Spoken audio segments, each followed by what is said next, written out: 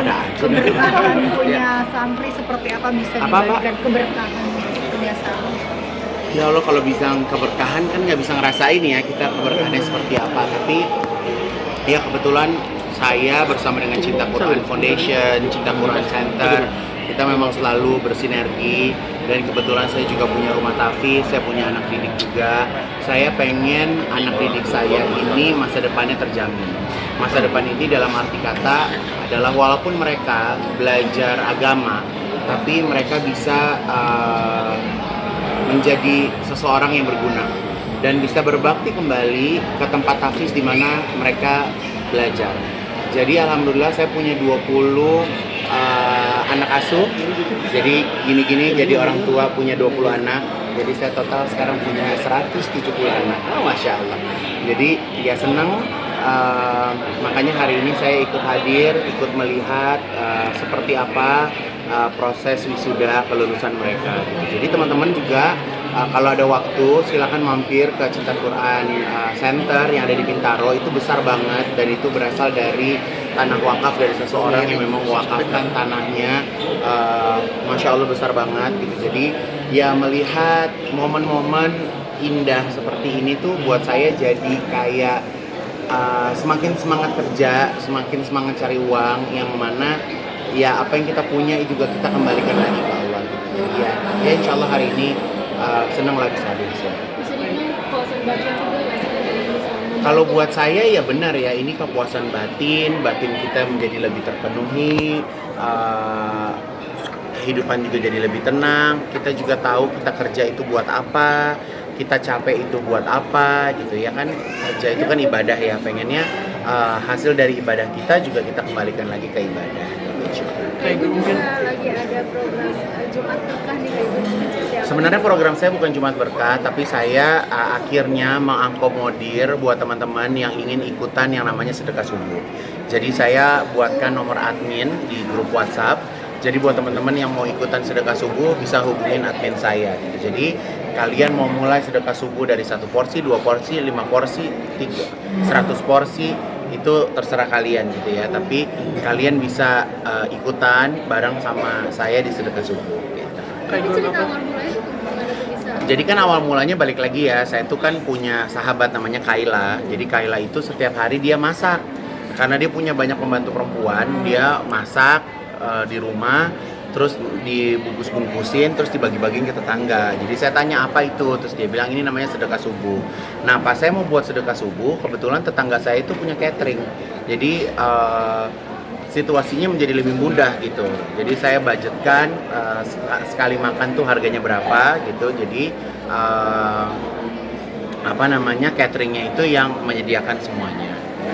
Mas, mungkin sudah ada rencana dengan santri-santri nanti kegiatan di bulan Ramadan?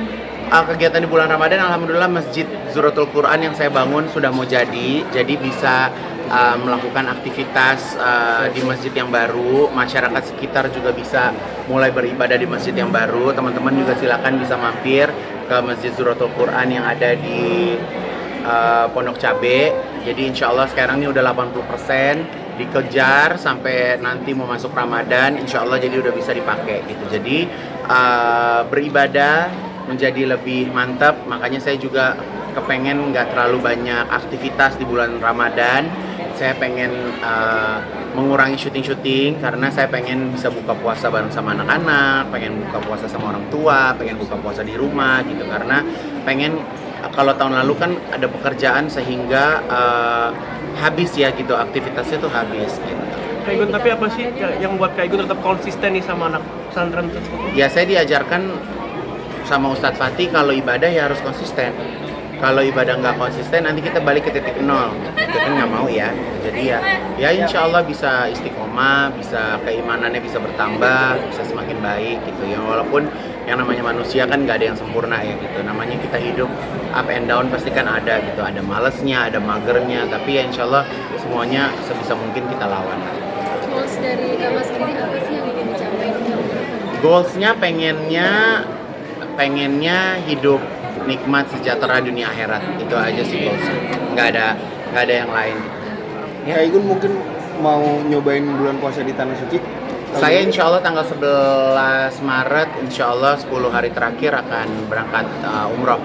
Jadi insya Allah nanti tahun ini pertama kali puasa di Tanah Suci, pertama kali lebaran di Tanah Suci. Mungkin sama mama atau sama sahabat? Sama sahabat, karena mama kondisinya belum kondusif, kakinya masih bermasalah karena mama saya kan atlet balet ya, jadi memang kakinya kurang kuat ya akibat balet-balet waktu masih muda.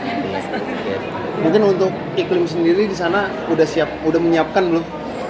Ya namanya ibadah, siap nggak siap harus siap gitu. Nggak ada persiapan, kan kita bukan mau lomba ya, tapi kita mau ibadah gitu. Jadi ya jalanin aja, ngalir aja di sana seperti apa. Selain bawa sahabat, mungkin ada santri-santri yang Kalau santri sih enggak ya, karena Masya Allahnya 10 hari terakhir biayanya juga nggak sedikit. Karena itu memang cukup spesial gitu, jadi ya saya bawa diri sendiri dulu aja. Insya Allah kalau ada rezeki baru ajak yang lain. Selain Lailatul Qadar di sana berarti Iya Pak ya? insya Allah.